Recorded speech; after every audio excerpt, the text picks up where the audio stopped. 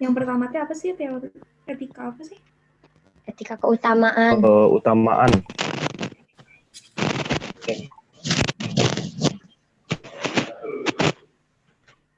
Iya, kalau dari yang aku cari mah,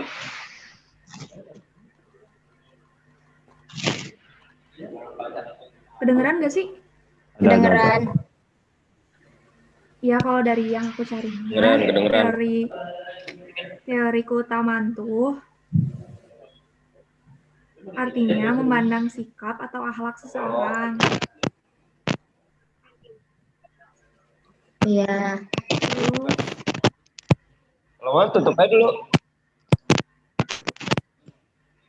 Terus teori ini tuh tidak dinyatakan apakah suatu perbuatan tertentu adil atau jujur atau murah hati dan sebagainya. Keutamaan bisa didefinisikan sebagai berikut. Disposisi watak yang telah diperoleh seseorang dan memungkinkan dia untuk bertingkah laku baik secara moral. Contoh dari teori keutamaannya, kebijaksanaan, keadilan, sama suka bekerja keras.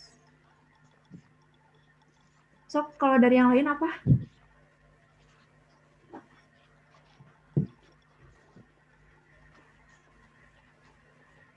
Kalau menurut aku sih, menurut para ahli, si Aristoteles menyatakan bahwa keutamaan, iya itu tuh,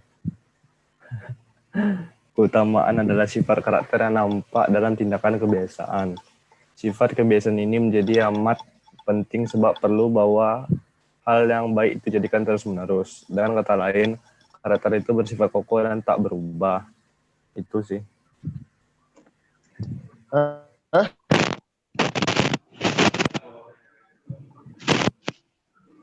Hasil apa yang dikirim ke?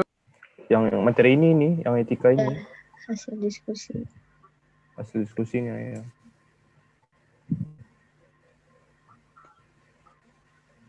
Terus siapa lagi yang mau apa sih ngasih materinya?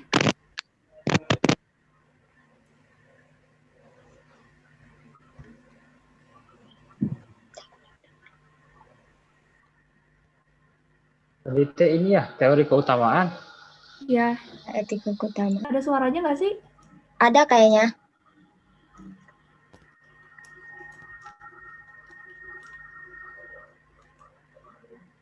Sok Nadifa mau itu. Nadifa tadi panggilnya Nadifa. Apa? Nadif aja kayaknya. Oh Nadia. Oh Nadifa. Disposisi watak yang telah diperoleh seseorang dan memungkinkan dia untuk bertingkah laku baik secara moral. Contohnya ya, kayak kebijaksanaan, kayak merupakan suatu keutamaan yang membuat seseorang mengambil keputusan tepat dalam setiap situasi. Itu sih. Oke. Ada lagi. Oh ya, aku nih ada nih. Keutamaan. Oh ada lagi, sok. Ya, enggak, aku mah etika teleologis. Oh yang kedua teologis. Yang keberapa sih teleologis tuh? Bentar.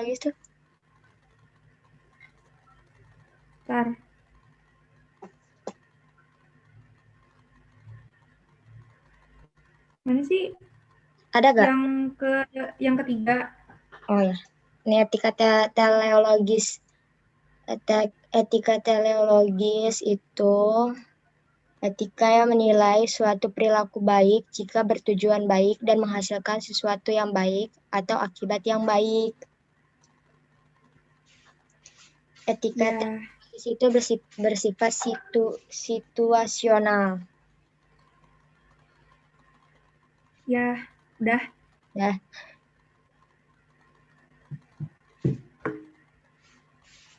Itu masukin Albar jangan? Albar apa Ahmad sih kontulannya itu? Udah dimasukin perasaan tadi, udah tuh.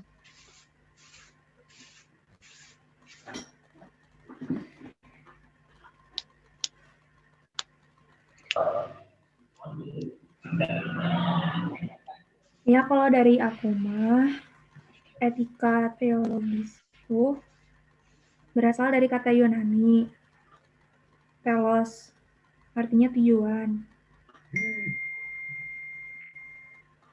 Etika teologi ini mengukur baik buruknya suatu tindakan berdasarkan tujuan yang mau dicapai dengan tindakan itu, atau berdasarkan akibat yang ditimbulkan oleh tindakan itu.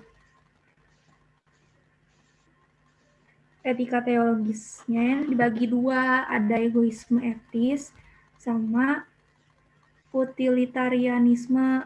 Kalau egoisme etis itu artinya bahwa tindakan dari setiap orang pada dasarnya bertujuan untuk mengejar pribadi dan memajukan dirinya sendiri. Contohnya, kewajiban untuk menepati janji.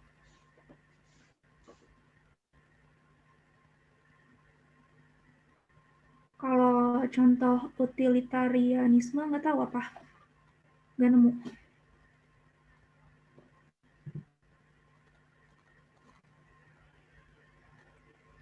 Ada lagi nggak? Ini aku dapat apa contoh kasus dari etika teleologi. Contohnya tuh ketika seorang anak mencuri untuk membeli obat ibunya yang sedang sakit, tindakan ini baik untuk moral dan kemanusiaan. Tapi dari aspek hukum, tindakan ini melanggar hukum sehingga etika teleologi lebih bersifat situasional. Karena tujuannya dan akibatnya suatu tindakan bisa sangat bergantung pada situasi khusus tertentu. Gitu. Oke. Oh, ini ada nih. Contoh utilitarianisme. Contohnya itu, pengertiannya dulu ya. Utilitarianisme ini berasal dari kata Latin, yaitu utilis. Artinya bermanfaat. Menurut dari teori ini, suatu perbuatan adalah baik jika membawa manfaat, tapi manfaat itu harus menyangkut bukan saja 1-2 orang, melainkan masyarakat sebagai keseluruhan. Oh, jadi ini mah perbuatan yang bermanfaat untuk semua orang, bukan cuma ke 1 atau 2 orang. Contohnya dari utilitarianisme itu, misalkan ada industri rokok. Industri rokok ini menolong kemajuan olahraga dengan dengan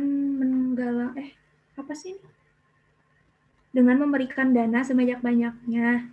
Namun, berpengharapan para penggila olahraga ini menjadi perokok aktif maupun pasif. Jelas menolong yang dilakukan adalah berdasarkan keterpautan kepentingan diri sendiri.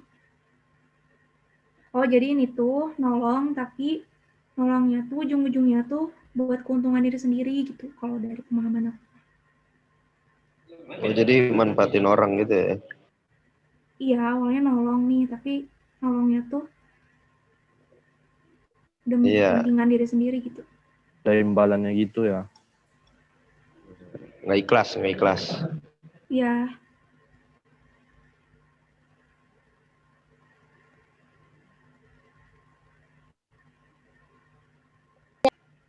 Yuk, satu lagi yuk. Yaitu etika. Apa lagi sih? Deontologi. Etika deontologi, satu lagi.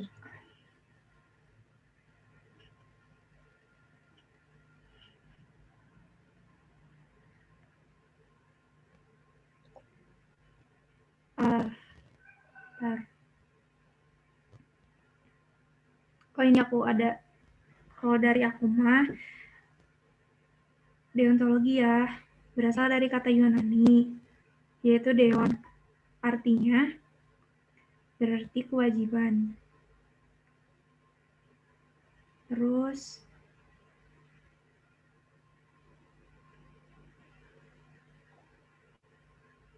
teori ini menekankan perbuatan tidak dihalalkan karena tujuan yang baik tidak menjadi perbuatan itu juga baik.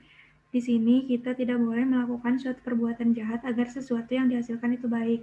Contohnya, misalkan kita tidak boleh mencuri, berdusta untuk membantu orang lain, mencelakai orang lain melalui perbuatan ataupun ucapan. Karena dalam teori deontologi, kewajiban itu tidak bisa ditawar lagi karena ini merupakan suatu keharusan.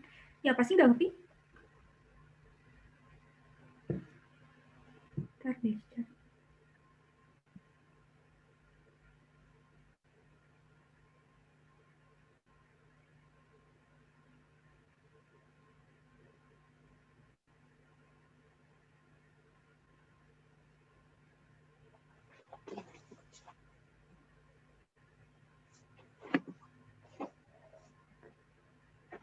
Sok ada lagi nggak?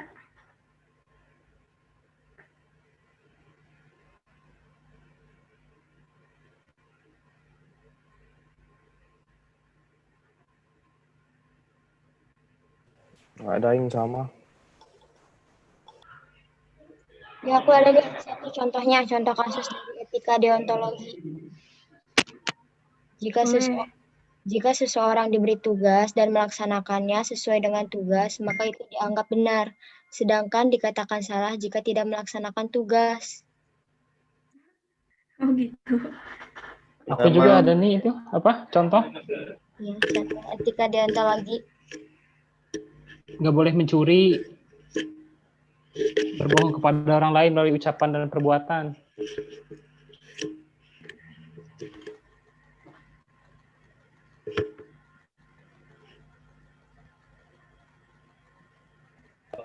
Melakukan kerja bakti enggak ya? Oh, kayaknya mah kalau contoh dari kerja bakti itu, misalkan ada apa sih kerja bakti gitu, kerja bakti wajib gitu di RT-nya. Nah, terus kita teh malah gak kerja bakti. Ya. Jadi salah gitu tuh. Oh, oke. Ya kayak gitu kayaknya kan kalau dari pengertiannya mah Iya, dari contoh kasus juga kayak gitu. sesuai dengan kewajibannya kan? Iya.